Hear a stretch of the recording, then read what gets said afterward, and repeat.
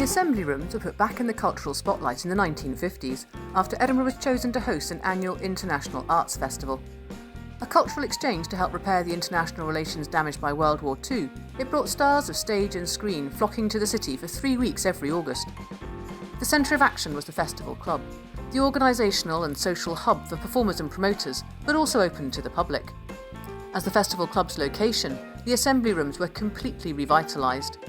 In a city with virtually no tourist facilities of any kind, it hosted a dining room, cocktail bar and refreshment lounge. Its newly decorated interiors and timeless elegance gave a glitz and glamour to the festival, while its licence to sell alcohol after hours ensured its popularity. Soon the International Arts Festival was joined by the Fringe Festival, Film Festival and many more. No longer home to the Festival Club, in 1981 the Assembly Rooms became the first Fringe Festival super venue. Known as a place for cutting-edge shows and stand-up comedy, many household names of today performed at the Assembly Rooms early in their careers, helping the Edinburgh Fringe become the largest arts festival in the world.